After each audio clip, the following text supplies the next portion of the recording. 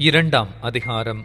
அப்பொழுது அன்னாள் ஜெபம் பண்ணி, என் இருதயம் கர்த்தருக்குள் களி கூறுகிறது, என் கொம்பு கர்த்தருக்குள் உயர்ந்திருக்கிறது, என் பகைஞரின் மேல் என் வாய் திறந்திருக்கிறது. உம்முடைய இரட்சிப்பினாலே சந்தோஷப்படுகிறேன். கர்த்தரைப் போல பரிசுத்தமுள்ளவர் இல்லை, உம்மை அல்லாமல் வேறொருவரும் இல்லை. எங்கள் தேவனைப் போல ஒரு கன்மலையும் இல்லை. இனி மேட்டிமையான பேச்சை பேசாதிருங்கள். அகந்தையான பேச்சு உங்கள் வாயிலிருந்து புறப்பட வேண்டாம்.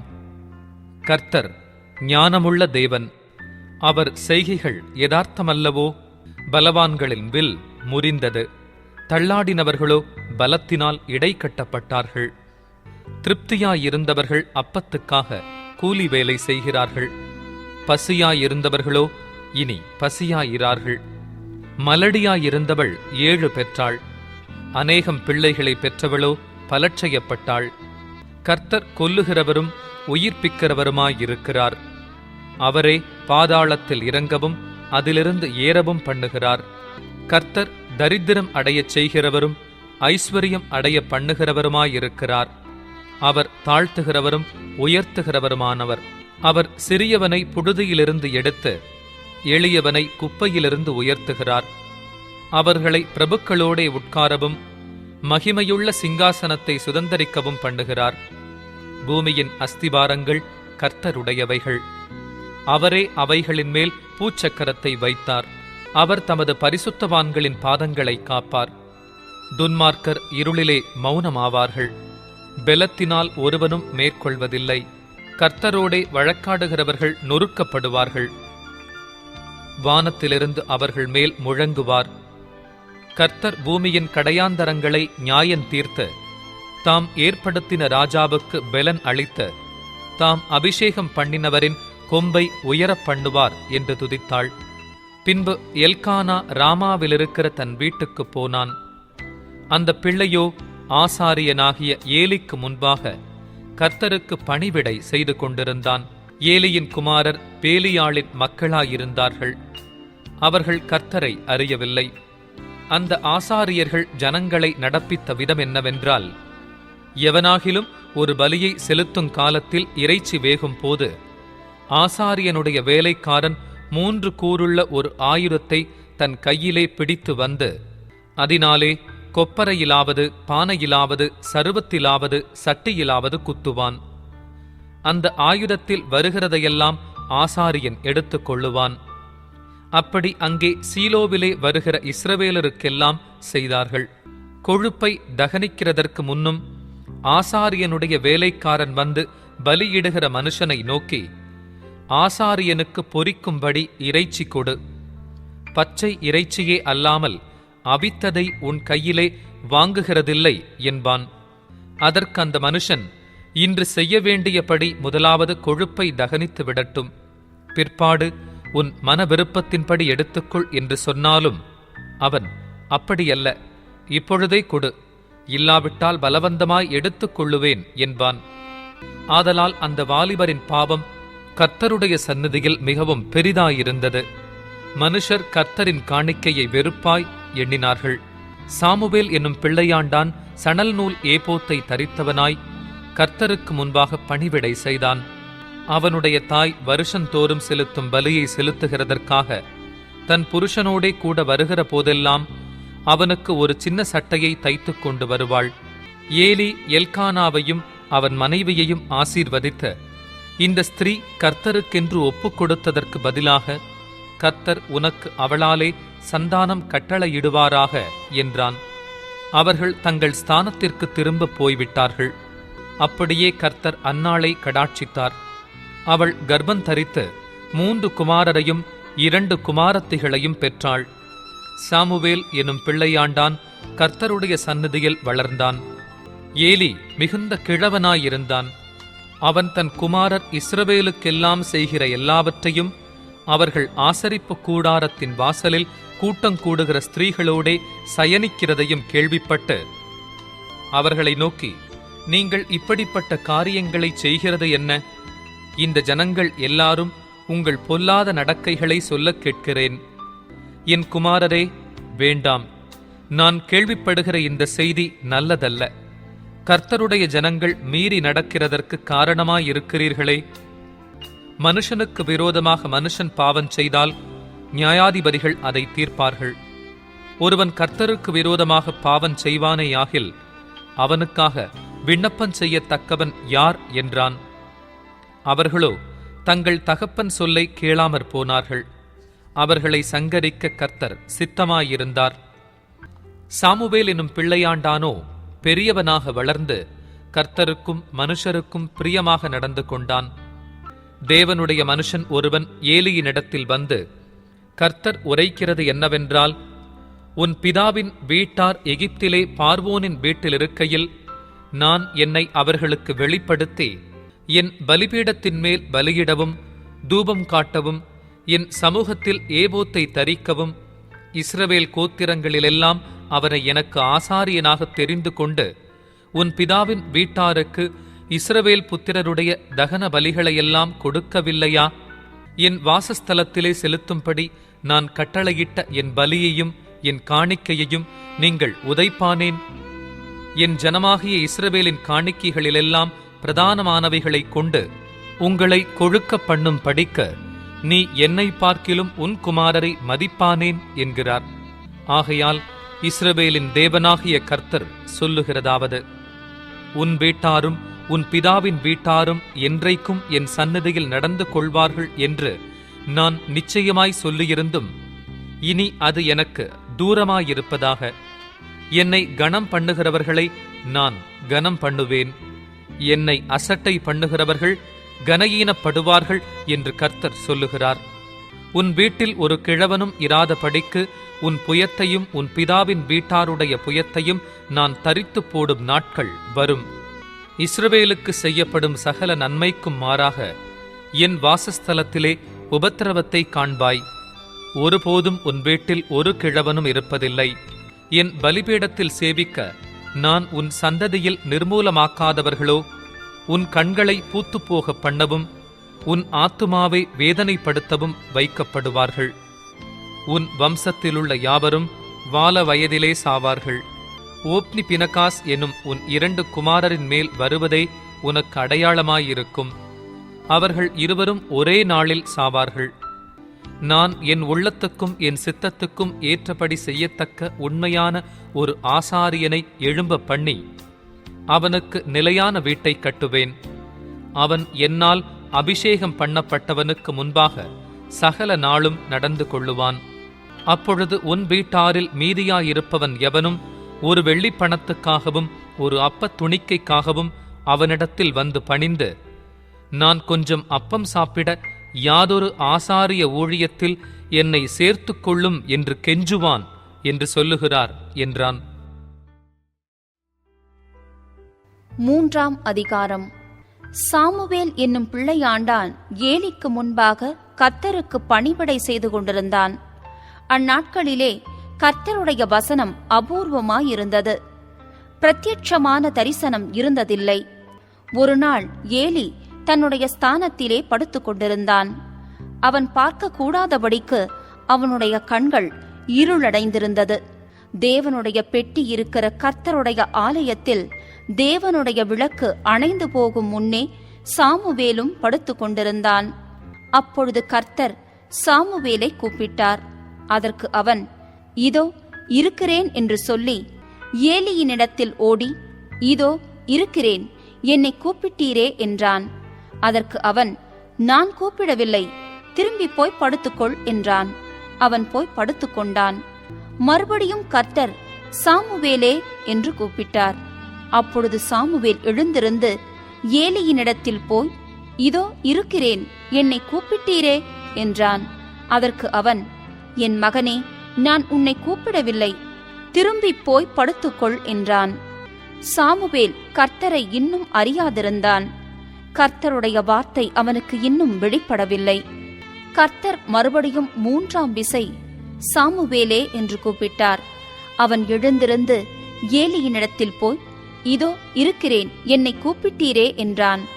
அப்பொழுது கர்த்தர் பிள்ளையாண்டானை கூப்பிடுகிறார் என்று ஏலி அறிந்து சாமுவேலை நோக்கி, நீ போய் படுத்துக்கொள், உன்னை கூப்பிட்டால் அப்பொழுது நீ, கர்த்தாவே சொல்லும், அடியேன் கேட்கிறேன் என்று சொல் என்றான்.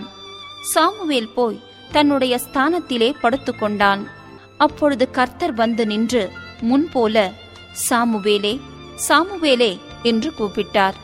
அதற்கு சாமுவேல், சொல்லும், அடியேன் கேட்கிறேன் என்றான். கர்த்தர் சாமுவேலை நோக்கி, இதோ நான் இஸ்ரவேலில் ஒரு காரியத்தை செய்வேன். அதை கேட்கிற ஒவ்வொருவனுடைய 2 காதுகளிலும் அது தொனித்துக் கொண்டிருக்கும். நான் ஏலியின் குடும்பத்திற்கு விரோதமாக சொன்ன யாவையும் அவன் மேல் அந்நாளிலே வரப்பண்ணுவேன். அதை தொடங்கவும் அதை முடிக்கவும் போகிறேன். அவன் குமாரர் தங்கள் மேல் சாபத்தை வரப்பண்ணுகிறதை அவன் அறிந்திருந்தும் அவர்களை அடக்காமற் போன பாவத்தின் நிமித்தம் நான் அவன் குடும்பத்துக்கு என்றும் நீங்காத நியாய தீர்ப்பு செய்வேன் என்று அவனுக்கு அறிவித்தேன். அதிநிமித்தம் ஏலியின் குடும்பத்தார் செய்த அக்கிரமம் ஒருபோதும் பலியினாலாவது காணிக்கையினாலாவது நிவிர்த்தியாவதில்லை என்று ஏலியின் குடும்பத்தை குறித்து ஆணையிட்டிருக்கிறேன் என்றார். சாமுவேல் விடியற்கால மட்டும் படுத்திருந்து கர்த்தருடைய ஆலயத்தின் கதவுகளை திறந்தான். சாமுவேல் ஏலிக்கு அந்த தரிசனத்தை அறிவிக்க பயந்தான். ஏலியோ, சாமுவேலே, என் மகனே என்று சாமுவேலை கூப்பிட்டான். அவன், இதோ இருக்கிறேன் என்றான். அப்பொழுது அவன், கர்த்தர் உன்னிடத்தில் சொன்ன காரியம் என்ன? எனக்கு அதை மறைக்க வேண்டாம். அவர் உன்னிடத்தில் சொன்ன சகல காரியத்திலும் யாதொன்றை எனக்கு மறைத்தாயானால் தேவன் உனக்கு அதற்கு சரியாகவும் அதற்கு அதிகமாகவும் செய்வாராக என்றான். அப்பொழுது சாமுவேல் ஒன்றையும் அவனுக்கு மறைக்காமல் அந்த காரியங்களையெல்லாம் அவனுக்கு அறிவித்தான். அதற்கு அவன், அவர் கர்த்தர், அவர் தமது பார்வைக்கு நலமானதை செய்வாராக என்றான். சாமுவேல் வளர்ந்தான். கர்த்தர் அவனுடனே கூட இருந்தார். அவர் தம்முடைய எல்லா வார்த்தைகளிலும் ஒன்றையாகிலும் தரையிலே விழுந்து போக விடவில்லை.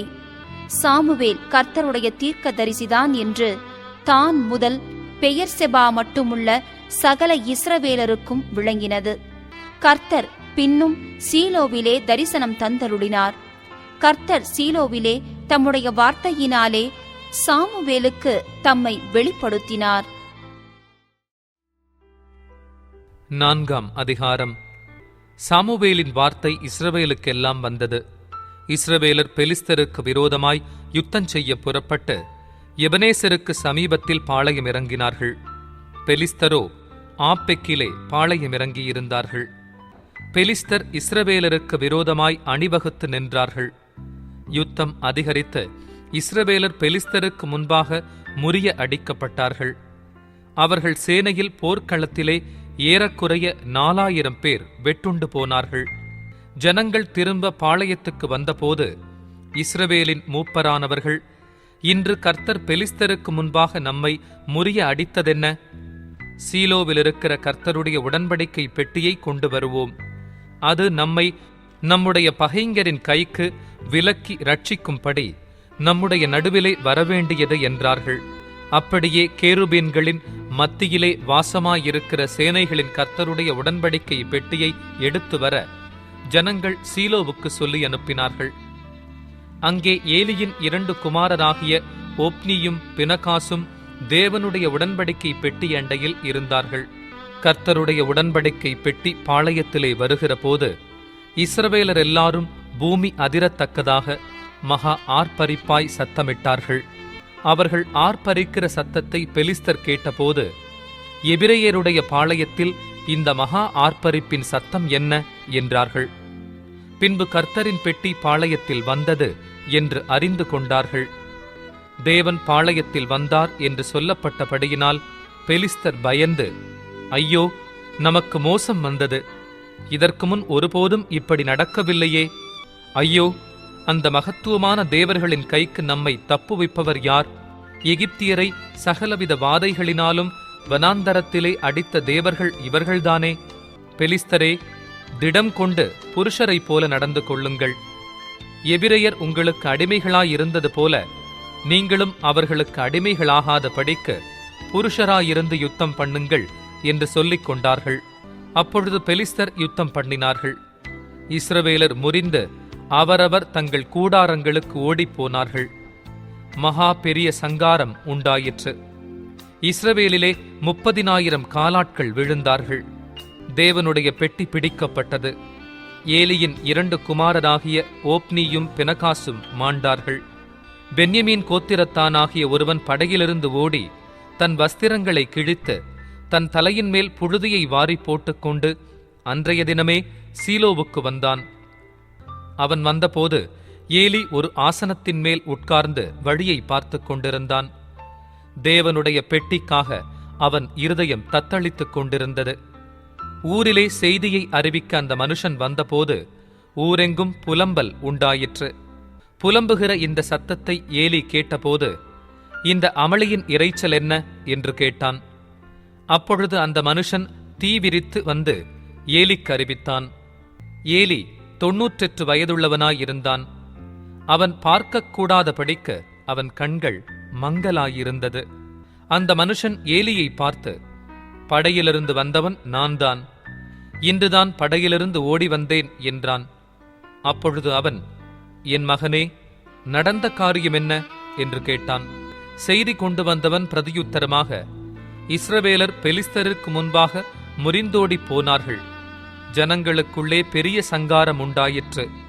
உம்முடைய குமாரராகிய ஓப்னி பினகாஸ் எனும் இருவரும் இறந்து போனார்கள். தேவனுடைய பெட்டியும் பிடிபட்டு போயிற்று என்றான். அவன் தேவனுடைய பெட்டியை குறித்து சொன்னவுடனே ஏலி ஆசனத்திலிருந்து வாசலின் பக்கமாய் மல்லாக்க விழுந்தான். அவன் கிழவனும் ஸ்தூலித்தவனுமாயிருந்தபடியால் அவன் பிடரி முறிந்து செத்துப்போனான். அவன் இஸ்ரவேலை 40 வருஷம் நியாயம் விசாரித்தான். பினகாசின் மனைவியாகிய அவன் மருமகள் நிறை கர்ப்பிணியாயிருந்தாள். அவள் தேவனுடைய பெட்டி பிடிபட்ட செய்தியையும் தன் மாமனும் தன் புருஷனும் இறந்து போனதையும் கேள்விப்பட்ட போது அவள் கர்ப்பவேதனைப்பட்டு குனிந்து பிரசவித்தாள். அவள் சாகப்போகிற நேரத்தில் அவள் அண்டையிலே நின்ற ஸ்திரீகள், நீ பயப்படாதே, ஆண் பிள்ளையை பெற்றாய் என்றார்கள். அவளோ அதற்கு ஒன்றும் சொல்லவும் இல்லை, அதின்மேல் சிந்தை வைக்கவும் இல்லை. தேவனுடைய பெட்டி பிடிபட்டு அவளுடைய மாமனும் அவளுடைய புருஷனும் இறந்து போனபடியினால் அவள் மகிமை இஸ்ரவேலை விட்டு போயிற்று என்று சொல்லி அந்த பிள்ளைக்கு இக்கபோத் என்று பெயரிட்டாள். தேவனுடைய பெட்டி பிடிபட்டு போனபடியினால் மகிமை இஸ்ரவேலை விட்டு விலகிப் போயிற்று என்றாள். 5ஆம் அதிகாரம். பெலிஸ்தர் தேவனுடைய பெட்டியை பிடித்து அதை எபெனேசரிலிருந்து அஸ்தோத்திற்கு கொண்டு போனார்கள். பெலிஸ்தர் தேவனுடைய பெட்டியை பிடித்து தாக்கோனின் கோவிலிலே கொண்டு வந்து தாக்கோன் அண்டையிலே வைத்தார்கள். அஸ்தோத் ஊரார் மறுநாள் காலமே எழுந்திருந்து வந்தபோது, இதோ தாக்கோன் கர்த்தருடைய பெட்டிக்கு முன்பாக தரையிலே முகங்குப்புற விழுந்து கிடந்தது. அப்பொழுது அவர்கள் தாக்கோனை எடுத்து அதை அதன் ஸ்தானத்திலே திரும்பவும் நிறுத்தினார்கள். அவர்கள் மறுநாள் காலமே எழுந்திருந்து வந்தபோது, இதோ தாக்கோன் கர்த்தருடைய பெட்டிக்கு முன்பாக தரையிலே முகங்குப்புற விழுந்து கிடந்ததுமல்லாமல் தாக்கோனின் தலையும் அதன் 2 கைகளும் வாசற்படியின் மேல் உடைபட்டு கிடந்தது. தாக்கோனுக்கு உடல் மாத்திரம் மீதியாயிருந்தது. ஆதலால் இந்நாள் வரைக்கும் தாக்கோனின் பூஜாசாரிகளும் தாக்கோனின் கோவிலுக்குள் பிரவேசிக்கிற யாவரும் அஸ்தோத்திலிருக்கிற தாக்கோனுடைய வாசற்படியை மிதிக்கிறதில்லை. அஸ்தோத் ஊராரை பாழாக்கும்படிக்கு கர்த்தருடைய கை அவர்கள் மேல் பாரமாயிருந்தது. அவர் அஸ்தோத்தின் ஜனங்களையும் அதன் எல்லைகளுக்குள் இருக்கிறவர்களையும் மூல வியாதியினால் வாதித்தார். இப்படி நடந்ததை அஸ்தோத்தின் ஜனங்கள் கண்டபோது, இஸ்ரவேலின் தேவனுடைய கை நமது மேலும் நம்முடைய தேவனாகிய தாக்கோனின் மேலும் கடினமாயிருக்கிறபடியால் அவருடைய பெட்டி நம்மிடத்தில் இருக்கலாகாது என்று சொல்லி பெலிஸ்தரின் அதிபதிகளையெல்லாம் அழைப்பித்து தங்கள் அண்டையிலே கூடிவரச் செய்து, இஸ்ரவேலின் தேவனுடைய பெட்டியை நாம் என்ன செய்ய வேண்டும் என்று கேட்டார்கள். இஸ்ரவேலின் தேவனுடைய பெட்டியை காத் பட்டணம் மட்டும் எடுத்துச் சுற்றி கொண்டு போக வேண்டும் என்றார்கள். அப்படியே இஸ்ரவேலின் தேவனுடைய பெட்டியை எடுத்துச் சுற்றி கொண்டு போனார்கள். அதை எடுத்துச் சுற்றி கொண்டு போன பின்பு கர்த்தருடைய கை அந்த பட்டணத்தின் மேல் மகா உக்கிரமாக இறங்கிற்று. அந்த பட்டணத்தின் மனுஷருக்குள் சிறியவர் துவக்கி பெரியவர் மட்டும் மூல வியாதியை உண்டாக்கி அவர்களை வாதித்தார். அதனால் அவர்கள் தேவனுடைய பெட்டியை எக்ரோனுக்கு அனுப்பினார்கள். தேவனுடைய பெட்டி எக்ரோனுக்கு வருகிறபோது எக்ரோன் ஊரார், எங்களையும் எங்கள் ஜனங்களையும் கொன்று போட இஸ்ரவேலின் தேவனுடைய பெட்டியை எடுத்து எங்கள் அண்டைக்கு சுற்றி கொண்டு வந்தார்கள் என்று கூக்குரலிட்டார்கள். அவர்கள் பெலிஸ்தரின் அதிபதிகளையெல்லாம் கூடி வரும்படி அழைத்து, இஸ்ரவேலின் தேவன் எங்களையும் எங்கள் ஜனங்களையும் கொன்று போடாதபடிக்கு அவருடைய பெட்டியை அதன் ஸ்தானத்திற்கு திரும்ப அனுப்பிவிடுங்கள் என்றார்கள். அந்த பட்டணமெங்கும் சாவு மும்முரமாயிருந்தது. தேவனுடைய கை அங்கே மகாபாரமாயிருந்தது. செத்துப் போகாதிருந்தவர்கள் மூலவியாதியினால் பாதிக்கப்பட்டதினால் அந்த பட்டணத்தின் கூக்குரல் வான பரியந்தம் எழும்பிற்று. 6ஆம் அதிகாரம். கர்த்தருடைய பெட்டி பெலிஸ்தரின் தேசத்தில் 7 மாதம் இருந்தது. பின்பு பெலிஸ்தர் பூஜாசாரிகளையும் குறி சொல்லுகிறவர்களையும் அழைப்பித்து, கர்த்தருடைய பெட்டியை பற்றி நாங்கள் என்ன செய்ய வேண்டும்? அதை நாங்கள் எவ்விதமாய் அதன் ஸ்தானத்திற்கு அனுப்பிவிடலாம் என்று எங்களுக்குச் சொல்லுங்கள் என்றார்கள். அதற்கு அவர்கள், இஸ்ரவேலின் தேவனுடைய பெட்டியை நீங்கள் அனுப்பினால் அதை வெறுமையாய் அனுப்பாமல் குற்ற நிவாரண காணிக்கையை எவ்விதத்திலும் அவருக்கு செலுத்த வேண்டும். அப்பொழுது நீங்கள் சொஸ்தமடைகிறதும் அல்லாமல் அவருடைய கை உங்களை விடாதிருந்த முகாந்தரம் இன்னது என்றும் உங்களுக்கு தெரிய வரும் என்றார்கள். அதற்கு அவர்கள், குற்ற நிவாரண காணிக்கையாக நாங்கள் அவருக்கு என்னத்தை செலுத்த வேண்டுமென்று கேட்டதற்கு அவர்கள், உங்கள் எல்லாருக்கும் உங்கள் அதிபதிகளுக்கும் ஒரே வாதையுண்டானபடியால் பெலிஸ்தருடைய அதிபதிகளின் இலக்கத்திற்குச் சரியாக மூலவியாதியின் சாயலானபடி செய்த 5 பொன் சுரூபங்களும் பொன்னால் செய்த 5 சுண்டெலிகளும் செலுத்த வேண்டும். ஆகையால் உங்கள் மூலவியாதியின் சாயலான சுரூபங்களையும் உங்கள் தேசத்தை கெடுத்து போட்ட சுண்டெலிகளின் சாயலான சுரூபங்களையும் நீங்கள் உண்டு பண்ணி இஸ்ரவேலின் தேவனுக்கு மகிமையைச் செலுத்துங்கள். அப்பொழுது ஒருவேளை உங்கள் மேலும் உங்கள் தேவர்கள் மேலும் உங்கள் தேசத்தின் மேலும் இறங்கியிருக்கிற அவருடைய கை உங்களை விட்டு விலகும். எகிப்தியரும் பார்வோனும் தங்கள் இருதயத்தை கடினப்படுத்தினது போல நீங்கள் உங்கள் இருதயத்தை கடினப்படுத்துவானேன்? அவர்களை அவர் தீங்காய் வாதித்த பின்பு ஜனங்களை அவர்கள் அனுப்பிவிட்டதும் அவர்கள் போய்விட்டதும் இல்லையோ? இப்போதும் நீங்கள் ஒரு புது வண்டில் செய்து நுகம் பூட்டாதிருக்கிற 2 கறவை பசுக்களை பிடித்து அவைகளை வண்டிலே கட்டி அவைகளின் கன்றுக்குட்டிகளை அவைகளுக்கு பின்னாக போக விடாமல் வீட்டிலே கொண்டு வந்து விட்டு, பின்பு கர்த்தருடைய பெட்டியை எடுத்து அதை வண்டிலின் மேல் வைத்து நீங்கள் குற்ற நிவாரண காணிக்கையாக அவருக்கு செலுத்தும் பொன்னுருப்படிகளை அதன் பக்கத்தில் ஒரு சிறிய பெட்டியிலே வைத்து அதை அனுப்பிவிடுங்கள். அப்பொழுது பாருங்கள், அது தன் எல்லைக்கு போகிற வழியாய் பெத்ஷிமேசுக்கு போனால் இந்த பெரிய தீங்கை நமக்குச் செய்தவர் அவர்தாமே என்று அறியலாம். போகாதிருந்தால் அவருடைய கை நம்மை தொடாமல் அது தற்செயலாய் நமக்கு நேரிட்டது என்று அறிந்து கொள்ளலாம் என்றார்கள். அந்த மனுஷர் அப்படியே செய்து 2 கறவை பசுக்களை கொண்டு வந்து அவைகளை வண்டிலே கட்டி அவைகளின் கன்றுக்குட்டிகளை வீட்டிலே அடைத்து வைத்து கர்த்தருடைய பெட்டியையும் பொன்னால் செய்த சுண்டெலிகளும் தங்கள் மூலவியாதியின் சாயலான சுரூபங்களும் வைத்திருக்கிற சிறிய பெட்டியையும் அந்த வண்டிலின் மேல் வைத்தார்கள். அப்பொழுது அந்த பசுக்கள் பெத்ஷிமேசுக்கு போகிற வழியிலே செவ்வையாய் போய் வலது இடது பக்கமாய் விலகாமல் பெரும்பாதையான நேர்வழியாக கூப்பிட்டுக் கொண்டே நடந்தது. பெலிஸ்தரின் அதிபதிகள் பெத்ஷிமேசின் எல்லை மட்டும் அவைகளின் பிறகே போனார்கள். பெத்ஷிமேசின் மனுஷர் பள்ளத்தாக்கிலே கோதுமை அறுப்பு அறுத்துக் கொண்டிருந்தார்கள். அவர்கள் தங்கள் கண்களை ஏறெடுக்கும் போது பெட்டியை கண்டு அதை கண்டதினால் சந்தோஷப்பட்டார்கள். அந்த வண்டில் பெத்ஷிமேஸ் ஊரானாகிய யோசுவாவின் வயலில் வந்து அங்கே நின்றது. அங்கே ஒரு பெரிய கல்லிருந்தது. அப்பொழுது வண்டிலின் மரங்களை பிளந்து பசுக்களை கர்த்தருக்கு சர்வாங்க தகன பலியாகச் செலுத்தினார்கள். லேவியர் கர்த்தருடைய பெட்டியையும் அதனோடிருந்த பொன்னுருப்படிகளுள்ள சிறிய பெட்டியையும் இறக்கி அந்த பெரிய கல்லின் மேல் வைத்தார்கள். பெத்ஷிமேசின் மனுஷர் அன்றைய தினம் கர்த்தருக்கு சர்வாங்க தகனங்களை செலுத்தி பலிகளை இட்டார்கள். பெலிஸ்தரின் 5 அதிபதிகளும் இவைகளை கண்டு அன்றைய தினம் எக்ரோனுக்கு திரும்பி போனார்கள். பெலிஸ்தர் குற்ற நிவாரணத்திற்காக கர்த்தருக்கு செலுத்தின மூல வியாதியின் சாயலான பொன் சுரூபங்களாவன அஸ்தோத்திற்காக 1, காசாவுக்காக 1, அஸ்கலோனுக்காக 1, காத்துக்காக 1, எக்ரோனுக்காக 1.